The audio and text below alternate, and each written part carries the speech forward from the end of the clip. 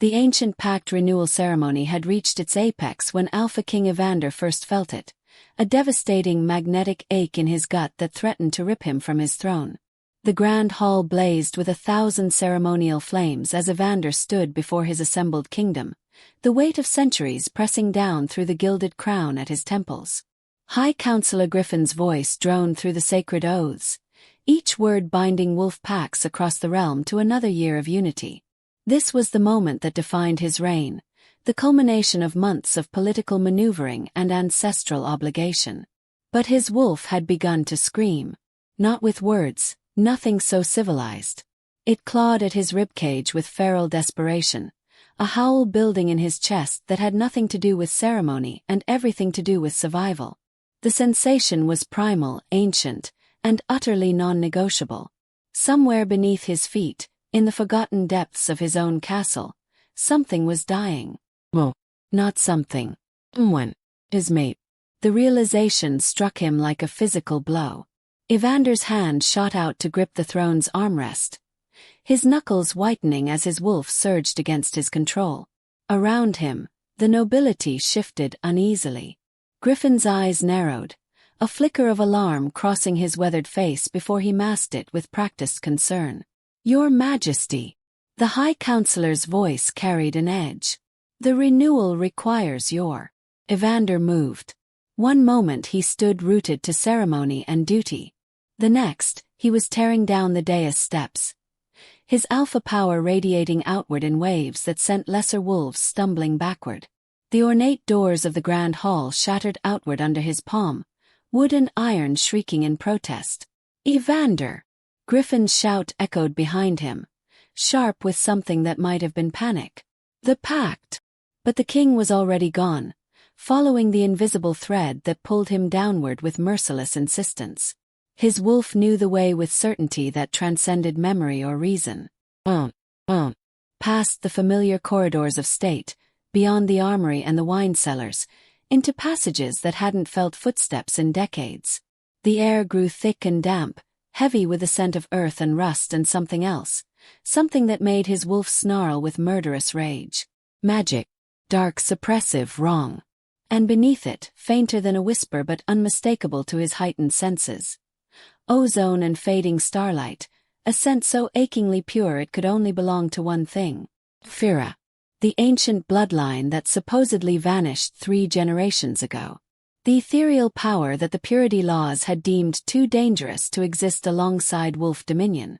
Evander's claws extended as he reached a sealed vault door, its surface covered in corroded chains and council seals that bore his own father's crest. The betrayal of it, the sheer, calculated treachery, ignited something feral in his chest. He ripped the door from its hinges. The cell beyond was a wound carved into the earth itself. Anti-magic iron lined every surface, and in the center, collapsed against the far wall like a broken doll, was the reason his wolf had been screaming.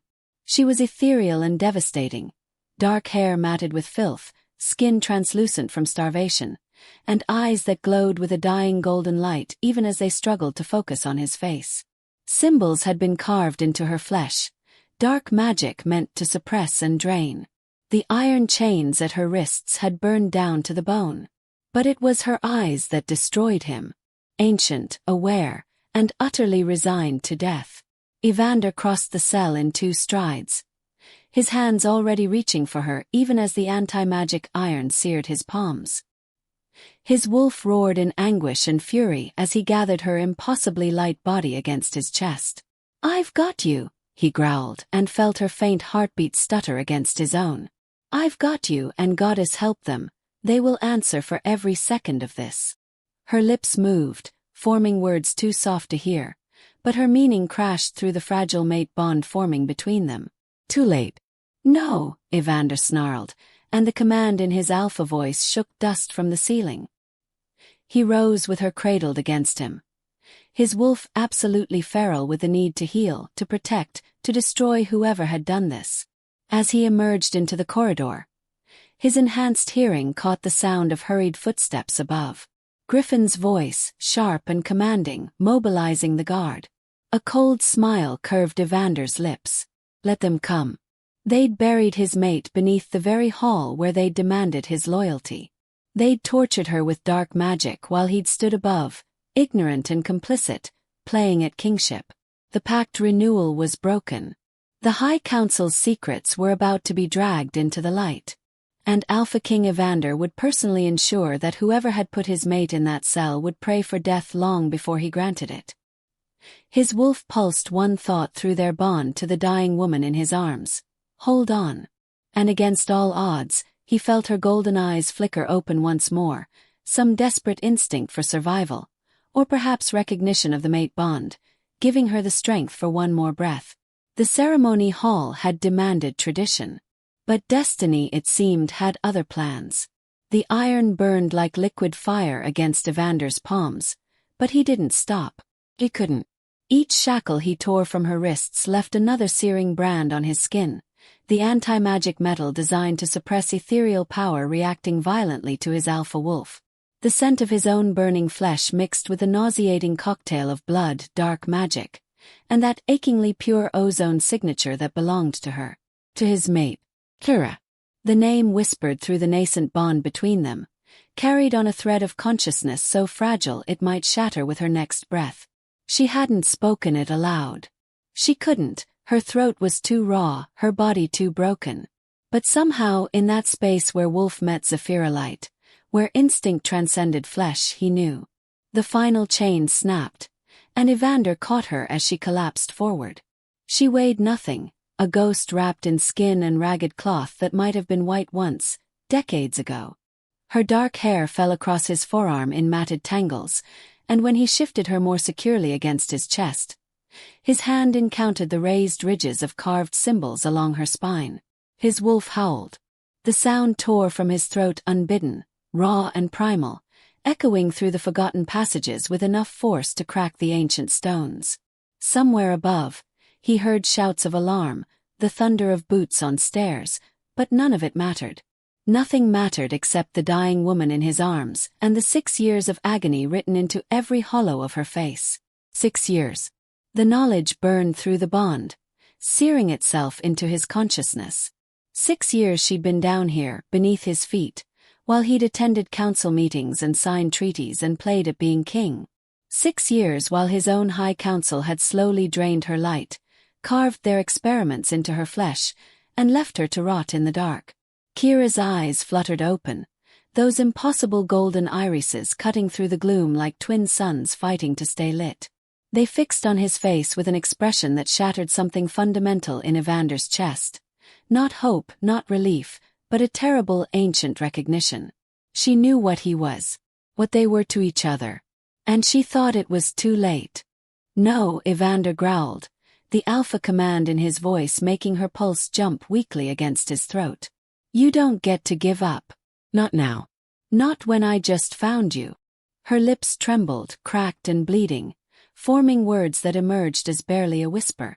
They'll kill you for this. Let them try.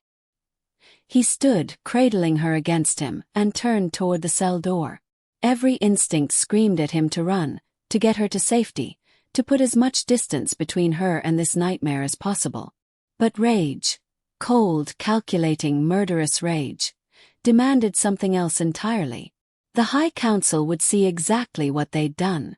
They would face it in front of the entire assembled kingdom. And then they would answer for it.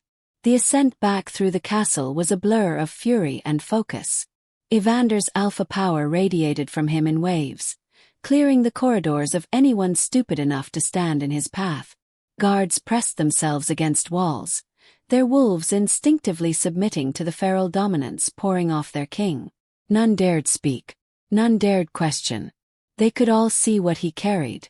They could all smell the blood and dark magic and the unmistakable signature of Zephyrah light that had supposedly been extinct for generations. Kira's head lolled against his shoulder, her consciousness flickering like a candle in a storm. Through the bond, Evander could feel her slipping away, her body finally surrendering after years of refusing to break. His wolf snarled in denial, pumping energy through their connection, willing her to hold on just a little longer.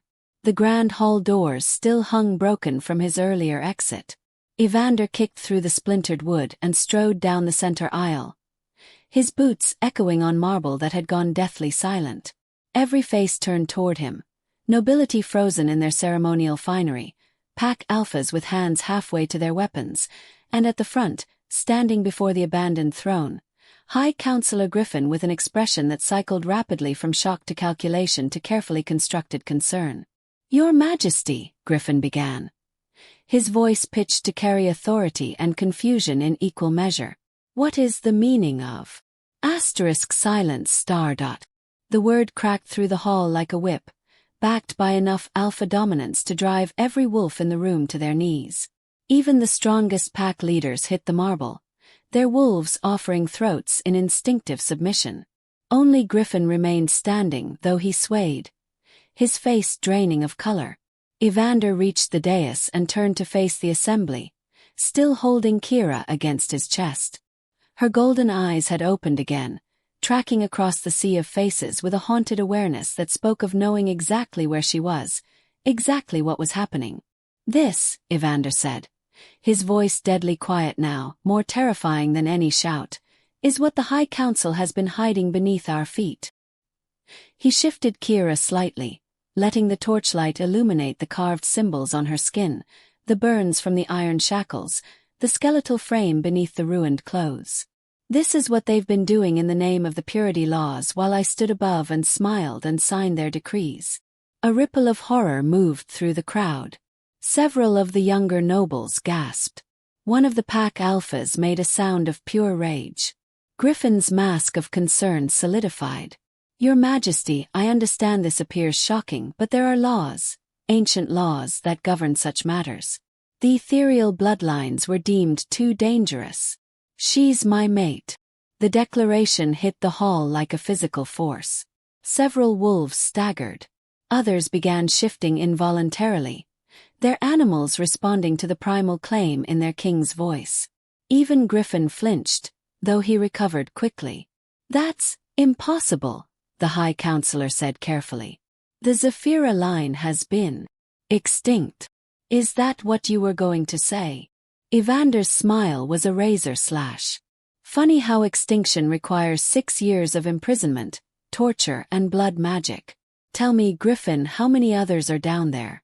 How many more extinct bloodlines has the Council been harvesting?" Griffin's jaw tightened. "There are protocols for dealing with ethereal anomalies. Procedures established by your own father." "My father is dead."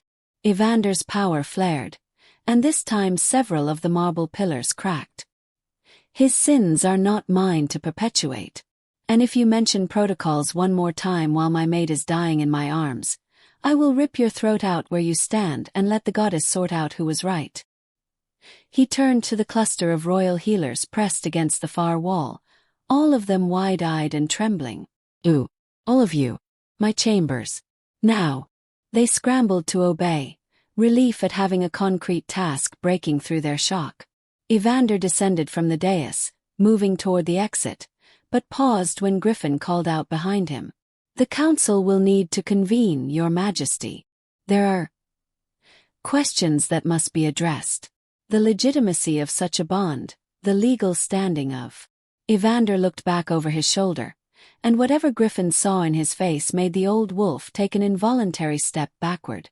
"The Council," Evander said softly, "will stay exactly where they are until I return, and then they will answer every single question I have. Starting with who gave the orders, who carried them out, and why my mate has spent 6 years in agony while you all played at governance." He didn't wait for a response. The healers had already fled toward the royal wing, and Evander followed at a pace just short of running, his entire focus on the woman in his arms and the thread of life he could feel unraveling with each passing second. In his chambers, they'd laid out every supply they possessed. Healing salves, energy tonics, bandages, and several vials of concentrated magic that glowed with soft blue light. The head healer, a gray-haired woman named Mara who'd served 3 generations of kings, approached with trembling hands. "My lord, I'll need to examine." She stopped, her eyes going wide as they locked on Kira's face. "Goddess preserve us. The marks. The blood magic." Her gaze snapped to Evander. Your Majesty, I've never seen anything like this. The suppression sigils alone should have killed her years ago. And her bloodline. Mara's voice dropped to an odd whisper. This is pure Zephyra. Not diluted, not mixed. Pure. I didn't think such power still existed. Can you save her? Evander demanded. Mara's expression shifted. Professional assessment overriding shock. I don't know. The damage is extensive. The starvation, the blood loss, the magical drain. Any one of these would be critical. Together. She met his eyes squarely. I'll do everything I can, my king. But you need to prepare yourself for. No. Evander laid Kira on his bed with infinite care, then gripped Mara's shoulder with enough force to make her wince. You misunderstand. This isn't a request. She lives. Whatever it takes, whatever resources you need, whatever impossible thing must happen, she lives. Do you understand? Mara's throat bobbed, but she nodded. Yes, Your Majesty. As the healers swarmed around the bed, Evander stepped back, his hands still bearing the iron burns, his formal ceremony clothes stained with blood and dirt. Through the bond, he could feel Kira's consciousness ebbing, her golden eyes finding his one last time across the chaos of urgent medical activity. She mouthed 2 words, and though no sound emerged, he heard them clearly through their connection. Thank you. Then her eyes closed, and the bond went terrifyingly quiet. Evander's wolf threw back its head and howled. Kira woke to softness, and the wrongness of it nearly stopped her heart. 6 years in the dark had taught her that comfort was a lie, that warmth was a prelude to burning, that any reprieve from agony was merely the council preparing their next experiment. She lurched upward with a gasp that tore through her healing throat, her hands scrabbling for purchase on sheets that felt impossibly clean, impossibly real. Easy. Easy. The voice was deep, soothing, threaded with power that made her Zephyra light flicker weakly beneath her skin. A large hand settled on her shoulder, not restraining, just grounding, and Kira's fractured memory assembled itself enough to place the voice, the touch, the overwhelming presence that filled the room. Alpha King. The one who'd found her. The one whose wolf had called to something buried so deep inside her that she'd thought it long dead. Or mate. The bond hummed between them now, stronger than before, and the sensation sent Kira scrambling backward across the bed until her spine hit the headboard.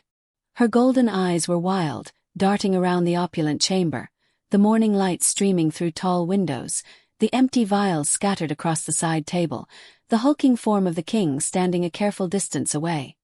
His expression caught between relief and concern. You're safe, Evander said quietly. His hands raised in a gesture of peace that looked absurd on a man his size. You're in my chambers. The healers stabilized you 3 days ago. No one will hurt you here. I swear it on my wolf. 3 days. Kira's mind reeled, trying to reconcile the impossibility of 3 days of uninterrupted sleep, of healing, of not being in the dark. Her hands moved to her wrists automatically, fingers finding the raw wounds where the iron had burned down to bone, now wrapped in clean bandages that smelled of healing salve and moonflower. The council, she managed, her voice a ruined rasp. They'll come. They'll take me back. They always. They won't. The absolute certainty in Evander's voice made her light pulse in response. The council is confined to the hall until this is resolved. No one enters this wing without my permission. And anyone who tries to take you will have to go through me first.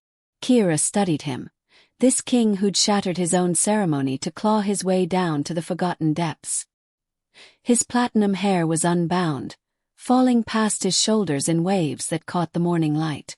The formal ceremony clothes were gone, replaced by simple dark trousers and a loose shirt that did nothing to hide the predatory power of his frame. But it was his eyes that held her, amber and fierce. His wolf visible just beneath the surface, radiating protective fury that made her chest ache. Why? The question emerged as barely a whisper. Why would you risk everything for? She gestured at herself, at the wreckage of her body, the carved symbols still healing along her arms. I'm an aberration. That's what they called me. An anomaly that should have been eliminated. Evander's jaw tightened, a muscle jumping beneath the stubble. He moved slowly, telegraphing every motion, until he sat on the edge of the bed with careful distance still between them. You are my mate, my true mate. That makes you the most sacred thing in my world, and they will answer for every second of suffering they caused you. The words settled over her like a benediction and a burden. Kira's hands twisted in the sheets, her mind still trapped in fragments. The dark, the pain, Griffin's cold voice explaining why her light had to be harvested, why creatures like her were too dangerous to exist outside of council control. They'll never accept it, she said. The purity laws. The purity laws were written by monsters to justify their crimes. Evander's power flared, and this time Kira didn't flinch. But if it's legitimacy they want, they'll get it. The ancient rites still hold weight, even with the council. Before Kira could ask what he meant, the chamber doors burst open. Evander was on his feet instantly, positioning himself between her and the entrance, a warning growl rumbling through his chest. But it was Griffin who strode in, flanked by 4 council members, all of them wearing expressions of grim determination. Your Majesty, Griffin said, his tone clipped and formal. The council has convened. Given the situation, we must invoke the ethereal purity laws. The creature in your bed is classified as a critical anomaly. She must be executed immediately for the safety of. Her name is Kira. Evander's voice dropped to a lethal purr. And if you call her a creature again, I'll show you what a real monster looks like. Griffin's expression hardened. You're allowing the mate bond to cloud your judgment. This Zephyra bloodline was eliminated for a reason. The power is unstable, uncontrollable. Your own great-grandfather signed the edict after. I invoke the true mate covenant. The declaration fell like a blade through the tension. Griffin's face went ashen. The other council members exchanged shocked glances, several of them taking involuntary steps backward. You can't, Griffin stammered. The covenant hasn't been invoked in over 2 centuries. The requirements are simple.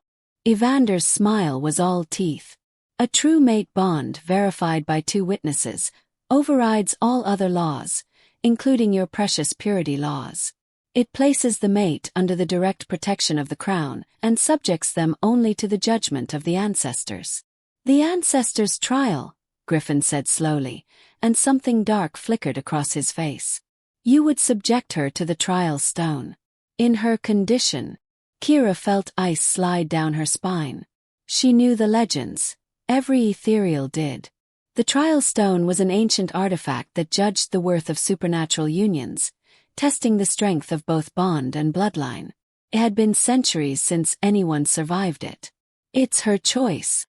Evander turned to face her, his eyes intense. Kira, I won't force this. But if you're willing, the covenant is the only law strong enough to shield you from them. The trial will be difficult, but I'll do it. The words came out stronger than she felt, but Kira pushed herself upright despite her protesting body. She'd survived 6 years of darkness and blood magic. She'd endured experiments that should have killed her 100 times over. If there was a chance, any chance, of being truly free of the council's reach, she would take it. Even if it killed her. Griffin's expression shifted to something almost like satisfaction. Very well. The trial will be held in the Hall of Ancestors at sunset. If she survives, the covenant stands. If she fails. He let the implication hang in the air like a noose. The Hall of Ancestors was a cavernous space carved from the mountain itself, its walls lined with the names of every mated pair who'd been blessed by the goddess since the kingdom's founding. At the center, on a raised dais, sat the trial stone, a massive obsidian monolith that pulsed with ancient magic, runes glowing across its surface in languages long forgotten. Kira stood before it in borrowed clothes. A simple white dress that Evander had insisted made her look like a bride rather than a sacrifice. Her legs trembled with weakness, but she forced herself to stay upright as the assembled court watched in silence. Evander stood beside her, his presence a solid anchor in the storm of her fear. "The trial requires blood and truth," the eldest council member intoned, his voice echoing off stone. "The stone will judge the strength of your bond and the purity of your intentions. If you are found worthy, it will bless your union. If you are found wanting—" He didn't finish. He didn't need to. Kira watched as Evander stepped forward first, pressing his palm to the stone's surface. It flared brilliant silver, his alpha power lighting up the runes in a cascade of wolf song and moonlight. The bond between them thrummed in response, and Kira felt his absolute certainty flowing through it. Faith in her, in them, in something bigger than fear or politics. Then it was her turn. She placed her hand beside his on the cold obsidian, and the world exploded. The stone didn't just test her, it consumed her. It ripped through her defenses, tearing open every wound, every memory, every moment of agony from the past 6 years. Kira screamed, her Zephyra light erupting in a desperate blaze of golden fire, but the stone swallowed it, pulled harder, reaching for something deeper. The darkness of the cell. Griffin's voice explaining why her screams didn't matter. The cold certainty that she would die alone and forgotten beneath the earth. Not worthy. Broken. Aberration. No. Evander's roar shattered through the stone's assault. He was there suddenly, his hand covering hers. His alpha power flooding through their bond with explosive force. "She is mine. She is worthy. And you will not take her from me." His wolf met her light, and instead of clashing, they merged. The trial stone shrieked. An actual sound, metal on metal, ancient magic confronting something it had never encountered before. Kira's golden Zephyra light twisted around Evander's silver wolf fire, the two powers braiding together in a helix that grew brighter and brighter until everyone in the hall had to shield their eyes. The stone cracked. Not broke, transformed. The obsidian surface split down the middle, and from within, something new emerged. A sphere of pure radiance, no bigger than Kira's fist, that pulsed with both wolf and Zephyra essence. It rose between them, hovering in the air, casting the hall in cascading waves of silver and gold. The luminous nexus. Kira felt it settle into her chest like a second heartbeat, felt Evander's sharp intake of breath as it connected to him as well. Through it, the bond between them solidified into something unbreakable, eternal, written into the fabric of reality itself. She collapsed forward, and Evander caught her, but this time it wasn't weakness that made her fall. It was power, more than she'd ever held, more than she'd dreamed possible, burning through her veins like liquid starlight. Her golden eyes blazed as she lifted her head, meeting Griffin's horrified stare across the hall. "The ancestors have spoken," Evander said, his voice carrying absolute authority as the nexus pulsed between them. "The bond is blessed. Kira is my mate, my queen, and anyone who challenges this challenges the will of the goddess herself." The assembled court dropped to their knees as one, even the council members, their wolves bowing to the undeniable proof of sacred union. Only Griffin remained standing, his face twisted with impotent rage. But Kira barely noticed. She was staring at the luminous nexus floating before her, at the impossible fusion of two bloodlines that were never meant to meet, and feeling something she hadn't felt in 6 years. Oh. And beneath it, deeper, something else awakening, a consciousness that wasn't hers, reaching out from distant dark places. Other lights. Other ethereal bloodlines, hidden and harvested and waiting. The nexus pulsed, and Kira understood. This was only the beginning. If you're still here, you're already part of this pack. Subscribing is how this story survives. Subscribe. Now back to the story. The luminous nexus pulsed once, twice, and then exploded outward in a shockwave of silver and gold that swept through the Hall of Ancestors like a tidal wave. Kira gasped as the power surged through her, no longer just residing in her chest but coursing through every vein, every nerve, transforming her from the inside out. Her golden eyes blazed brighter, and for the first time since her imprisonment, she felt whole. More than whole. She felt awake. Through the nexus, she could sense them. Faint sparks of light buried deep beneath the castle, some flickering weakly, others nearly extinguished. Ethereal children, Zephyra bloodlines, celestial innocents, dozens of them, hidden in vaults that the court had forgotten existed, their power slowly drained to fuel the council's experiments. Evander. Her voice came out different now, layered with harmonics that made the air shimmer. There are others. Below us. They're dying. The Alpha King's face went from triumph to fury in a heartbeat. His amber eyes locked on Griffin, who'd gone deathly pale. How many? Evander's voice was deadly quiet. Griffin's mouth opened and closed, but before he could manufacture another lie, the hall's floor began to crack. Golden light erupted from the fissures, and the ancient stone groaned as the Nexus power reached down into the forgotten depths, following the threads Kira could sense. The assembled court scrambled backward as sections of floor collapsed, revealing passages that hadn't seen light in generations. And from those dark mouths they came, stumbling, crawling, some carried by the golden tendrils of Nexus energy itself. Children, teenagers, young adults, all bearing the unmistakable signs of ethereal heritage. Luminescent skin, eyes that glowed with inner fire, hair that seemed to move with its own wind. They were emaciated, scarred, their clothes nothing but rags. But they were alive, and as the Nexus light touched them, their own dormant powers began to flicker back to life. A girl no older than 12 collapsed at the edge of one opening. Her silver hair matted with filth, her lavender eyes wide with disbelief.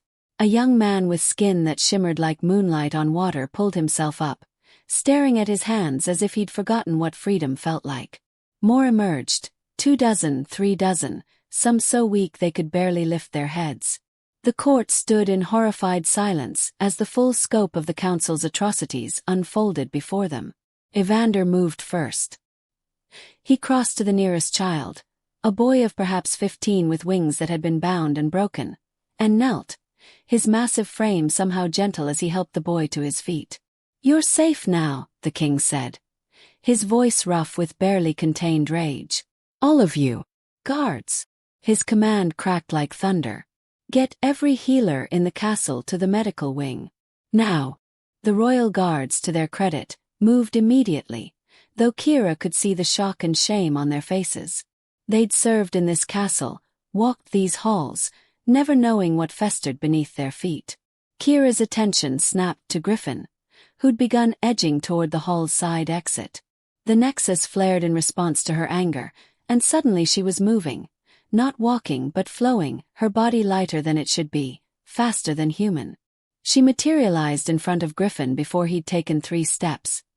Her hand shooting out to grip his wrist with strength that made him cry out. "Going somewhere." The words emerged in that strange harmonic resonance, and Griffin's eyes widened as he stared at her. She was different now, she realized.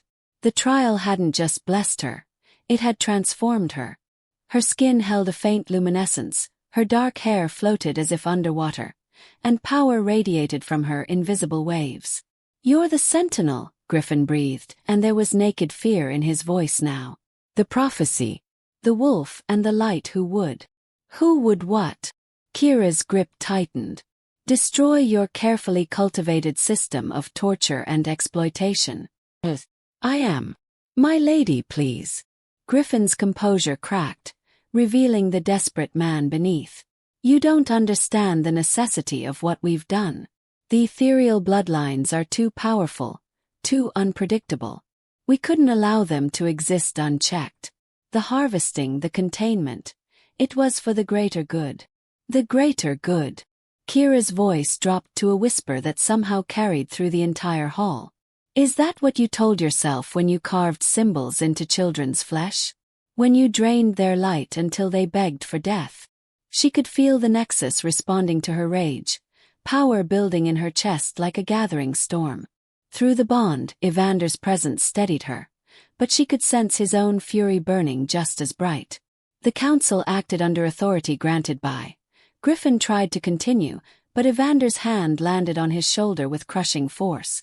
"The council," the Alpha King snarled, "acted under no authority but their own greed and fear. My father may have signed their documents, but he's dead, and his sins die with him. He yanked Griffin around to face him. You will confess.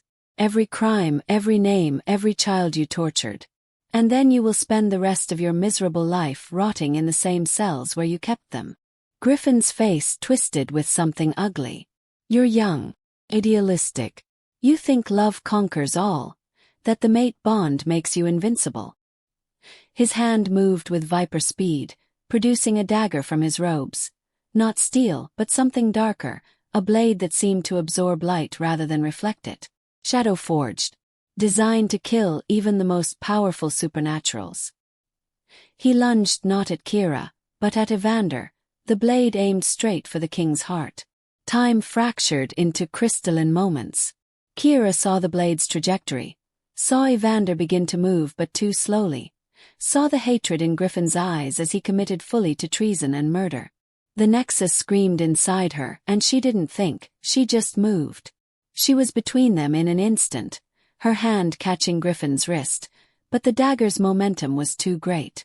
The shadow-forged blade plunged into her chest, just below her collarbone, and agony unlike anything even the dark cells had produced erupted through her body.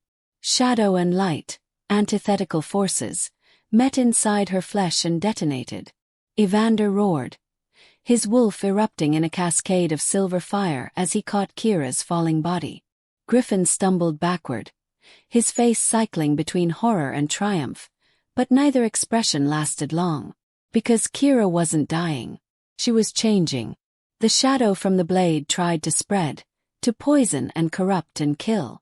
But it met the luminous nexus, and instead of being consumed, the darkness was absorbed, integrated. The golden light in Kira's chest flickered, darkened, then blazed back brighter than before. But now it was threaded with silver wolf essence and veins of deep shadow. She rose from Evander's arms, the dagger still protruding from her chest, and wrapped her fingers around the hilt. She pulled it free with a wet sound that made several court members gag, and the wound sealed itself, leaving only unblemished skin that now shimmered with tricolor light, gold, silver, and shadow woven together. Impossible, Griffin whispered, backing away.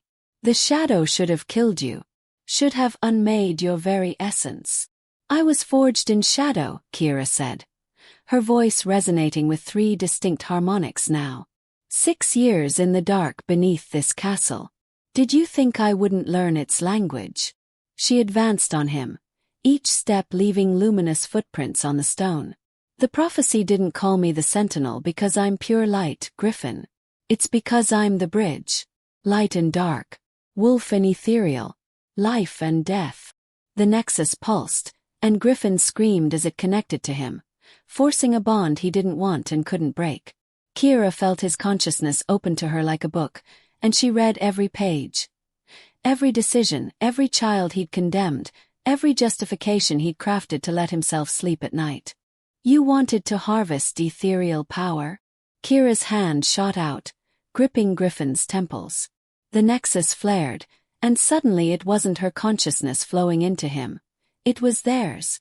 Every single child he'd tortured, every ethereal who died in those cells, their pain and terror and desperate hope flooding through Griffin's mind in an overwhelming deluge. He felt it all. Every carving of every symbol. Every scream he'd ignored. Every life he'd considered acceptable collateral. The weight of 2 generations of atrocities crashed through his consciousness, and Griffin's own screams joined the chorus. Stop, he begged, tears streaming down his face. Please, I'll confess everything. You'll feel them, Kira said coldly. Every moment, every nightmare, every second of suffering you caused. It's bound to you now, woven into your very soul. You wanted to control ethereal power. Congratulations. You'll spend the rest of your existence drowning in it. She released him, and Griffin collapsed, his body shaking with sobs, his mind fractured by the weight of collective anguish. Evander's guards were on him immediately, dragging him toward the dungeons, the real dungeons, not the forgotten torture chambers. Kira swayed, the burst of power leaving her drained, but Evander was there, his arms around her, his wolf purring against her consciousness through their bond. Easy, my sentinel, he murmured. "I've got you." "The others," she managed. "The children. They are being cared for." Evander tilted her chin up, forcing her to meet his eyes. "You saved them. All of them. And you saved me." His thumb brushed over where the shadow blade had pierced her. "Don't ever do that again." "You're the king," Kira said with a weak smile. "The kingdom needs you. The kingdom needs us." He kissed her forehead, gentle despite the feral protectiveness radiating from him. The wolf and the sentinel, light and shadow, exactly as the prophecy foretold. Around them the court remained kneeling, but now it wasn't from protocol, it was from awe. The remaining council members had gone ashen, several already stripping their ceremonial robes in symbolic surrender. The pack alphas watched with expressions of fierce approval, their wolves recognizing strength when they saw it. And in the corners of the hall, the rescued ethereal children clustered together, their own powers beginning to stabilize in the presence of the Nexus, their eyes fixed on Kira with something approaching worship. She'd become what she'd always feared most. Powerful, visible, undeniable. But looking at those children, at their hope and healing, at Evander beside her burning with righteous fury and unwavering faith, Kira finally understood. The darkness hadn't broken her. It had forged her into exactly what her people needed. Sentinel, a bridge between worlds. And the queen who would ensure that no ethereal child ever suffered in silence again. The attack came 3 nights later, when the moon was dark and the stars seemed to hold their breath. Kira woke to the sensation of wrongness, a crawling visceral dread that slithered up her spine and made the nexus in her chest pulse with warning. Beside her, Evander was already moving, his wolf alert and snarling even before the alarm bells began to toll across the castle. "Shadow magic," he growled, pulling on his weapon's harness with practiced efficiency. "Concentrated. Powerful." His amber eyes found hers in the darkness. "This isn't residual corruption from Griffin's experiments. This is something else." Kira knew. The moment she reached out with her expanded senses, she felt them. A tide of darkness pouring over the castle walls like living ink, creatures of pure shadow that moved with predatory intelligence. Shadow weavers. Creatures from the void between realms, summoned and bound to serve only one purpose: annihilation of light. But beneath the army, deeper and colder, she sensed something that made her blood freeze. Presence. Ancient and hungry. Something that knew her name. She was dressed and armed before Evander could protest, the nexus already blazing beneath her skin in preparation for battle. The rescued ethereal children were secured in the castle's reinforced inner sanctum, protected by layers of wards and half the royal guard. The rest of the forces were mobilizing, but Kira could feel the shadow army pressing closer, their numbers overwhelming. They reached the battlements to chaos. Shadow weavers poured over the walls like a tide of living darkness, their forms constantly shifting, now humanoid, now serpentine, now something with too many limbs and eyes that burned with void light. The castle's defenders fought valiantly, but conventional weapons did little against enemies made of animate shadow. "We need to push them back to the outer wall," Evander commanded, his alpha power rallying his wolves. Several pack alphas shifted mid-run, their massive forms tearing into shadow weavers with fang and claw, but even they struggled against an enemy that reformed almost as quickly as it was damaged. Kira stepped to the edge of the battlement, the wind whipping her dark hair around her face, and let the nexus flare. Golden light erupted from her in a sphere that pushed back the nearest weavers, giving the defenders breathing room. But she could feel it, the pull from beyond the army, the presence calling to her. "Little light," a voice whispered through the darkness, intimate and terrible. "Finally you emerge from your cell." "Who are you?" Kira demanded, her voice carrying through the battlefield on currents of Nexus power. The shadow army parted like a curtain, and from the darkness beyond the walls, it emerged. The shadow entity was a twisted reflection of everything Kira was. Where she glowed with golden Zephyra light, it radiated consuming darkness. Where her power felt like starfire, its presence was the void between stars. It wore a vaguely feminine form, tall and terrible, with features that seemed to shift and reform with each moment.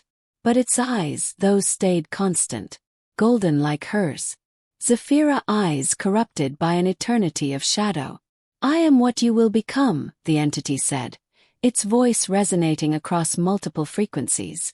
"The inevitable conclusion of light that has known too much darkness. You felt it in that cell, didn't you? The way the shadows sang to you. The way they understood your pain when the light had failed you." Kira's chest tightened because it was true. In her darkest moments, when the light had felt like a curse that only brought more suffering, the shadows had been her only companion. They'd whispered promises of oblivion, of release, of power that came from embracing rather than fighting the darkness. "I am not you," Kira said, but her voice wavered. "Not yet." The entity drifted closer, and the shadow weavers moved with it, a living extension of its will. "But you've already begun the transformation. You absorbed shadow essence, integrated it into your being. You think that makes you whole.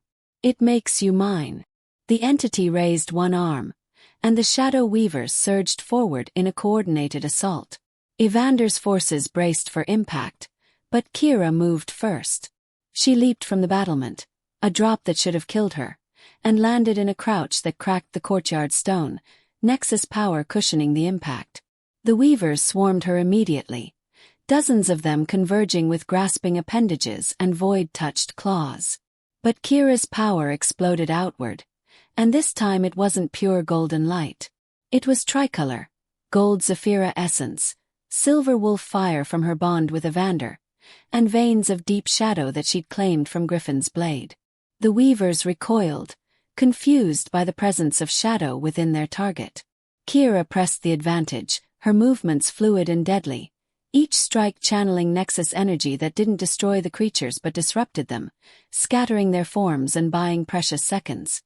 "You fight with my own essence," the entity observed, circling her like a predator. "How delicious. Tell me, little light, when you close your eyes, do you see the cell? Do you still feel the iron burning into your wrists? 6 years of darkness. That leaves a mark that no amount of newfound power can erase." "You're right." Kira stopped fighting, lowering her arms as shadow weavers circled warily. "The darkness did mark me. It showed me things the light never could, that power without compassion is cruelty, that purity is a lie told by those who fear complexity, that true strength comes from integration, not elimination." She spread her arms wide, and the Nexus blazed brighter. "I am not afraid of what I survived. I am grateful for it, because it made me into something the world needs. Not pure light that blinds, not pure shadow that consumes, but both. The bridge. The sentinel." Pretty words. The entity's form rippled with amusement. "Let's see if they sustain you when I rip the light from your bones and leave you drowning in endless dark." It moved with impossible speed, its hand plunging toward Kira's chest, reaching for the Nexus itself. But before it made contact, a massive silver wolf slammed into the entity from the side, fangs snapping at its throat. Evander had shifted, his alpha form magnificent and terrifying, larger than any natural wolf and radiating power that made the very air crackle. He'd abandoned the walls, abandoned his command, because his mate was in danger and nothing else mattered.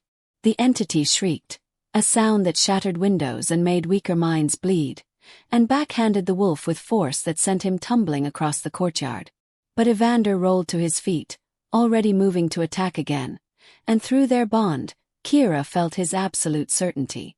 Together. Always together. She understood. Kira ran toward Evander, her hand extended, and as they met, she shifted mid-stride.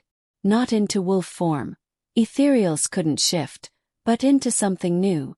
Her body became partially incorporeal, light and shadow and wolf essence merging, and when her hand met Evander's fur, the Nexus sang.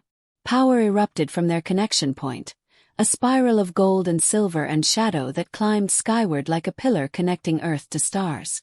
The shadow weavers froze, their forms drawn toward the light like moths to flame. The entity screamed in rage and fear, trying to maintain control over its army, but the Nexus power was overwhelming. Kira and Evander moved as one. Their consciousness merged through the bond, seeing through each other's eyes, feeling each other's determination. They understood what needed to be done. Not destruction but transformation. The same mercy Kira had learned in the darkness. The same integration she'd achieved with her own shadow. The pillar of light expanded outward in a wave that swept across the battlefield. Where it touched shadow weavers, they didn't dissolve or die. They changed. The void touched darkness within them was flooded with light and wolf essence, forcing a metamorphosis. One by one, the creatures of pure shadow solidified into something more stable, more balanced. Their forms became less chaotic, their movements less predatory. They became shadowkin, beings of both darkness and light, no longer mindless weapons but conscious entities capable of choice. The entity howled in fury as its army transformed before its eyes. You dare! That darkness is mine. They are mine to command. They were never yours, Kira said, her voice harmonizing with Evander's growl. Just like I was never Griffin's, never the Council's. You can't own something that was forced into darkness. You can only free it. She reached deep into the Nexus, pulling on every ounce of power she'd accumulated. The Zephyra light from her bloodline, the wolf strength from her mate, the shadow wisdom from her suffering. She channeled it all into one focused blast directed at the entity itself. Not to destroy, to illuminate. The entity's shadowy form blazed with sudden light, and for the first time, Kira saw what it truly was. The echo of a Zephyra ancestor who'd been consumed by her own darkness millennia ago, who'd lost herself to the void and became a warning rather than a legacy.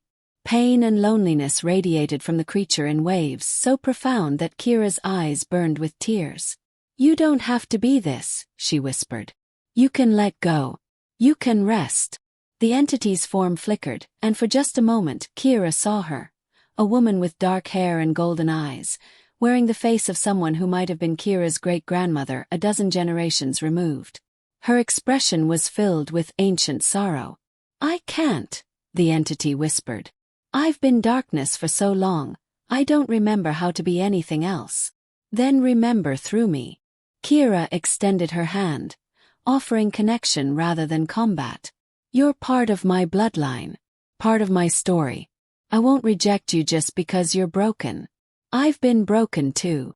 The entity stared at that outstretched hand for a long moment, and Kira felt the weight of the decision rippling through the darkness.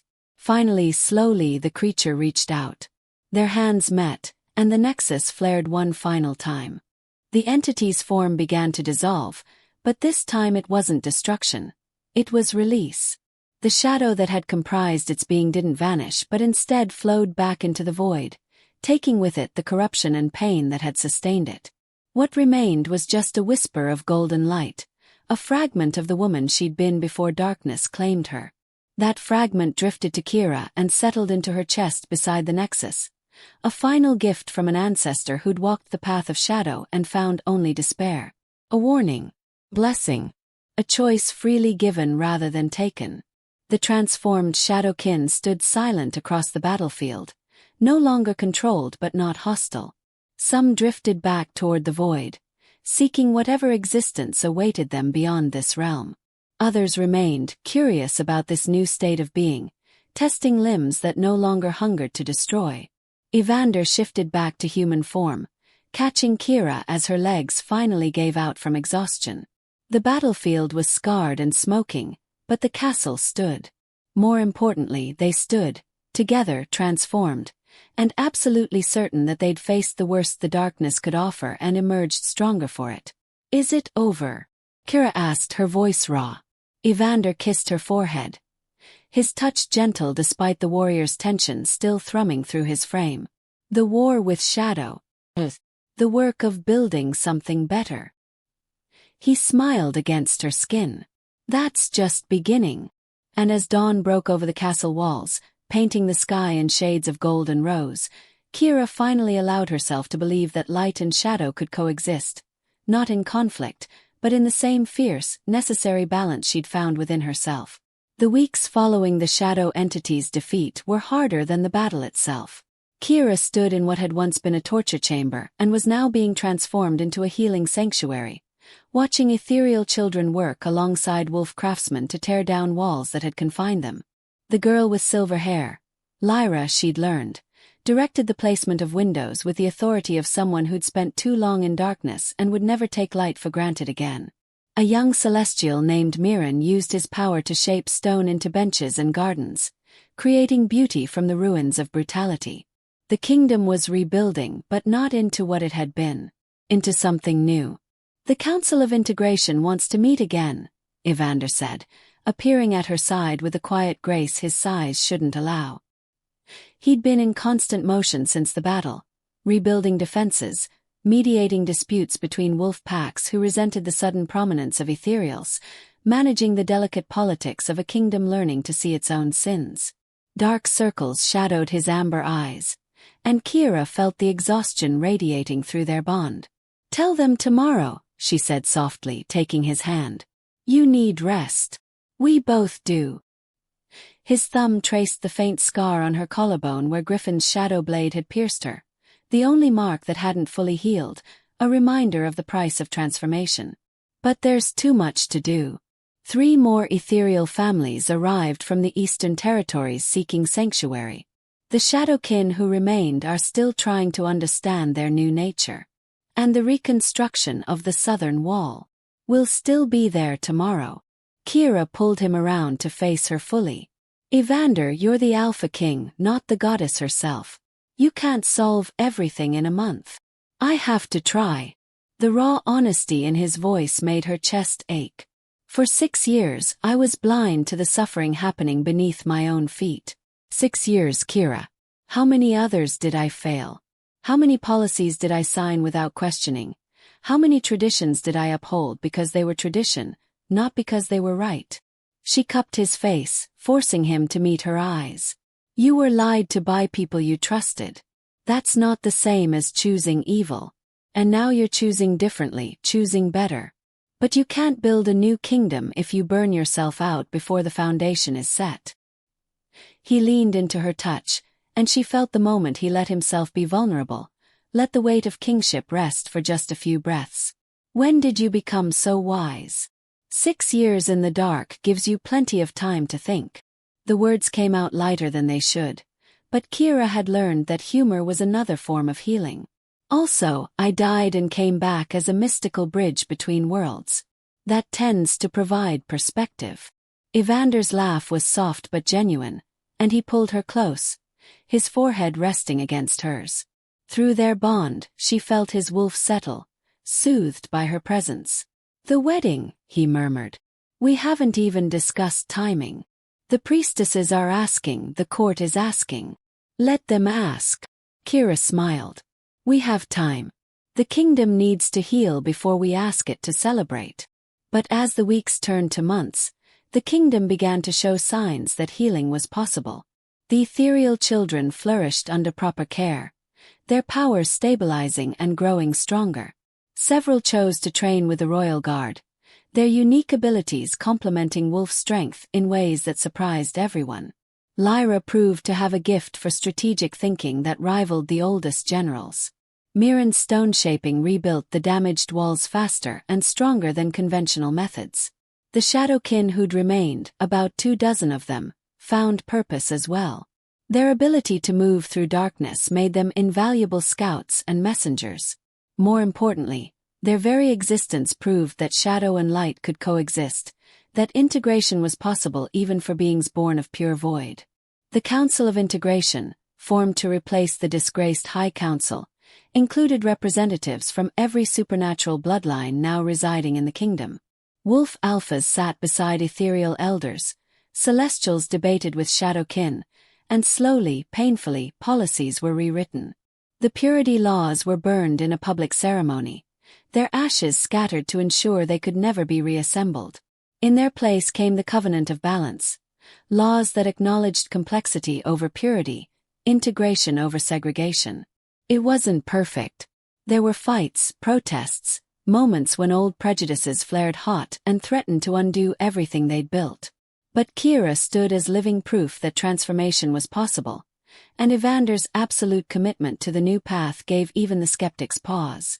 3 months after the battle, Evander found Kira in the gardens at dawn, watching the sun paint the sky in shades of gold and rose. She'd taken to spending her mornings here, among the flowers that the celestial children had coaxed into impossible blooms. The luminous nexus pulsed softly in her chest, content in the growing peace. "I have something for you," he said, and there was a nervousness in his voice she rarely heard. He held out a circlet, not a crown but something more delicate.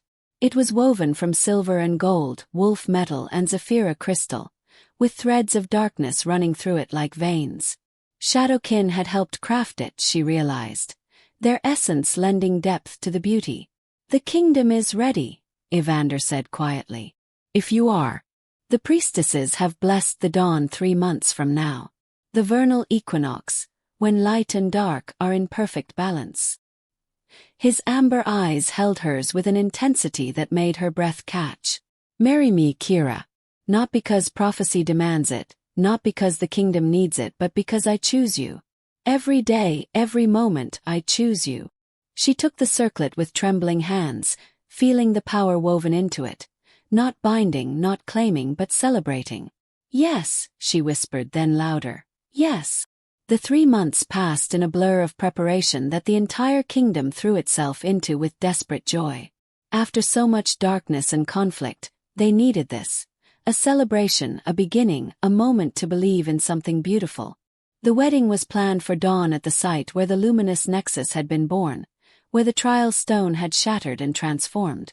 The Hall of Ancestors had been rebuilt, its walls now inscribed with new names, the ethereal children rescued, the Shadowkin transformed, every being who'd been saved from the Council's crimes. It was no longer just a memorial to the past but a promise to the future.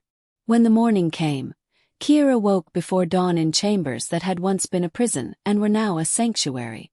Lyra and several other ethereal girls helped her dress, their nimble fingers weaving flowers into her hair, adjusting the gown that seemed to shift between solid and ethereal depending on the light. The dress was a masterwork.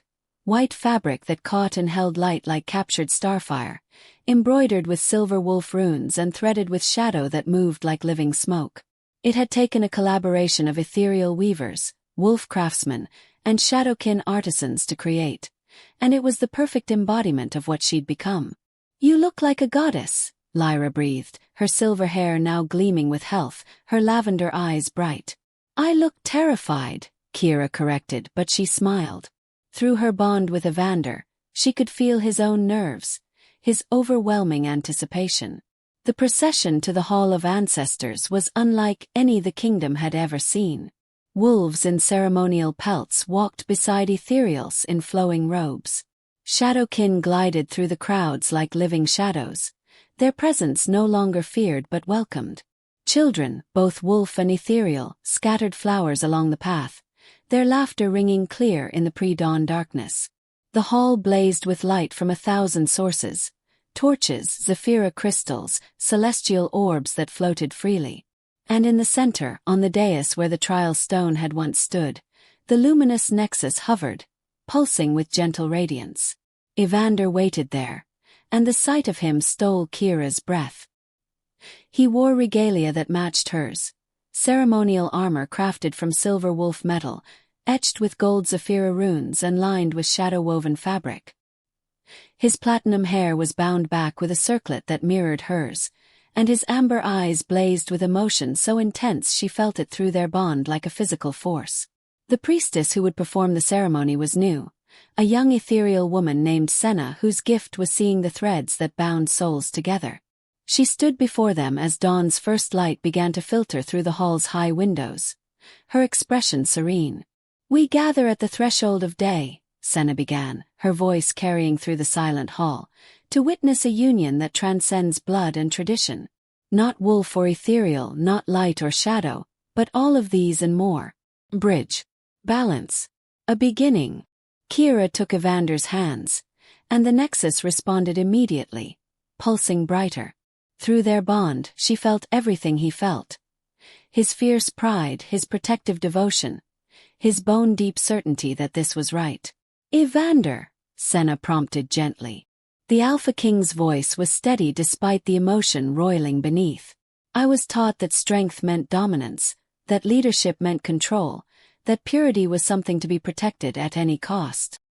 His grip on Kira's hands tightened. You showed me that real strength is integration, that the best leaders serve rather than command, that purity is a lie, and complexity is where true power lives. He smiled, fierce and tender. I vow to stand with you, not above you, to learn from your wisdom even when it challenges mine, to protect not just you but the world we're building together. Choose you, Kira. In light and shadow, in peace and war, in every moment we're given. Kira's throat tightened, tears blurring her vision. I was taught that my light was a curse, she said, her voice rough with emotion. That power meant pain, that being different meant being broken. She looked up at him, at this king who'd torn apart his own kingdom to save her. You showed me that my light is a gift, that power can heal, that being different is what makes us whole. Her voice strengthened.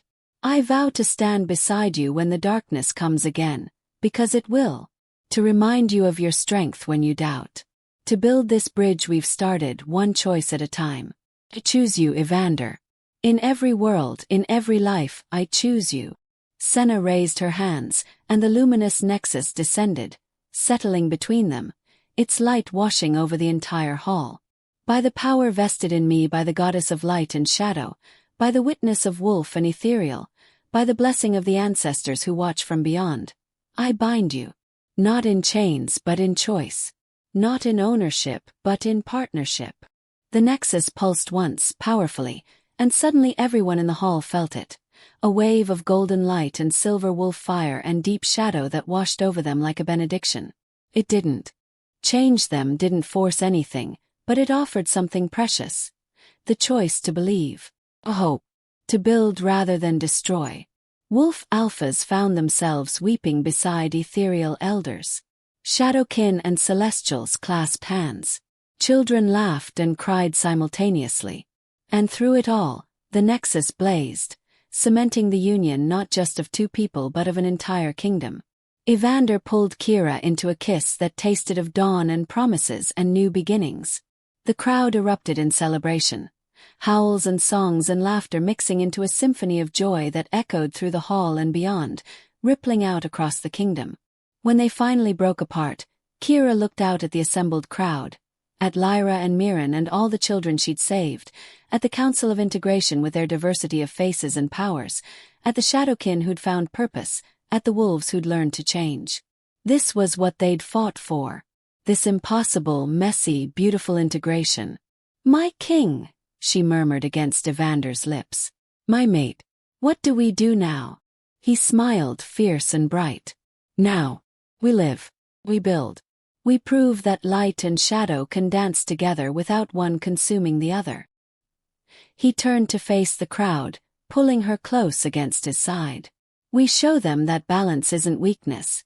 It's the only path to true strength. The celebration continued through the day and into the night, but as the sun finally set, Kira found herself back in the gardens, Evander beside her, watching stars appear in the darkening sky.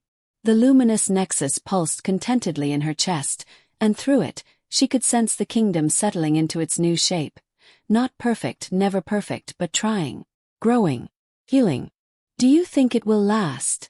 She asked quietly. This peace we've built. No, Evander said honestly.